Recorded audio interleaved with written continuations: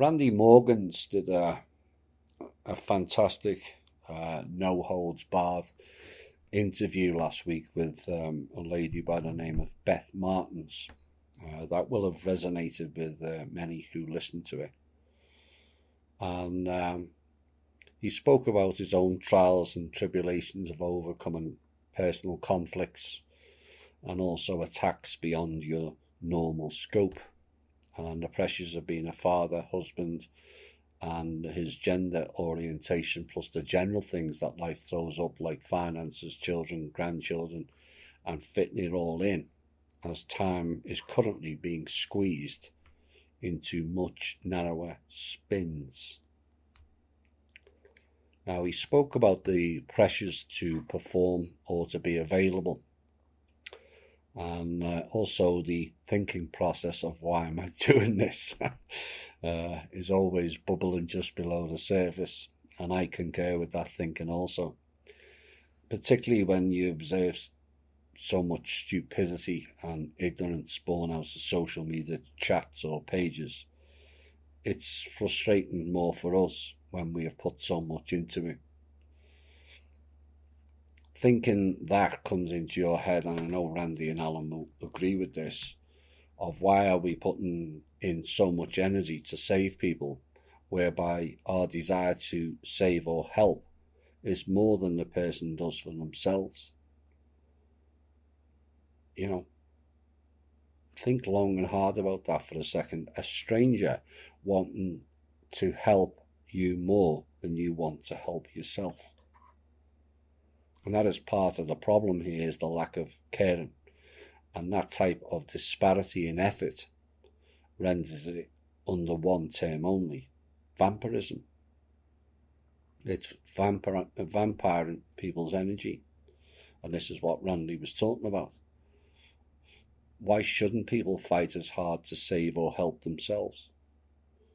It is bizarre in the extreme from an overview. But Randy spoke about the varying roles and the impact that starts to bleed through into your private life and then begins to consume it in many ways. And I know that from personal experience myself. This is essentially a 24/7 job. And we've both wondered how many people actually consider the work involved and how it impacts our daily lives, or do we actually have a life? Now, to me, this is like a hobby, and I do enjoy what I do, but the demands on both of us can be relentless.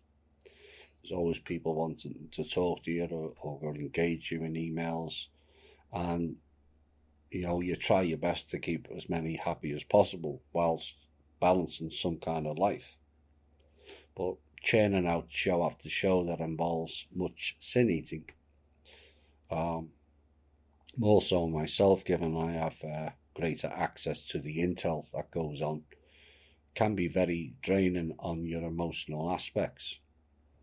And as Randy said in his show, that led to depression for him, and of great concern for those around him, myself included. And Randy spoke about a number of defining moments on his radio path, starting off as a religious-based show until he found out that narrative started to fall apart, and he morphed into ETs and a plethora of other subjects that kind of goes down the rabbit hole that has no ending.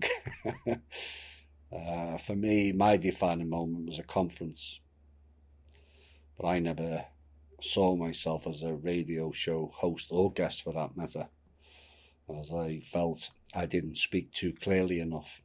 I would have issues with the UK accent, and I was softly spoken to boot. So unlike Randy, I felt I didn't speak too well. But people like Randy, it was the likes of Randy who pushed the boundaries out in the alt media to then allow people like me to step forward. That should not be overlooked. And Randy spoke of the struggles of being a male in these days, and in particular the white male. We are by far the most marginalised. By far. And Beth asked what women can do to help. Well, the answer would be to stop pushing men away. Stop being intimidating. Stop basing your love on how much your partner earns or will spend. Stop putting us down. Just because men did it in the past does not mean it has to be replicated. That's the swing again, the metronome. It goes from one extreme to the other. Well, look how many single females there are. Look at how many single mothers there are. The figures are staggering. And at this point, it cannot be solely that all men are bastards and they're only after one thing. It's gone on for too long. And clearly there's a deeper underlying problem here now, particularly in the Western world, that females are just being too demanding. Too much taken and not enough given at a time of when men have basically been stripped of their archetype role, as Randy covered all too well, and rendered unable to show or share feelings or emotions when things go wrong. But that is more of a male problem. You know, when men start talking to each other, there's always one that says, oh, shut up and stop being a girl, or get a grip of yourself. That doesn't apply to the modern day man. It just doesn't. Which Randy got across oh so well. The duality dance, the tags, the labels, the boxes, the roles and the culture have all rendered the male and female into a mishmash of confusion, mistrust, distrust, fear-based and limiting. And this, as Randy said on that show, has to be addressed by us all. It was a really good show.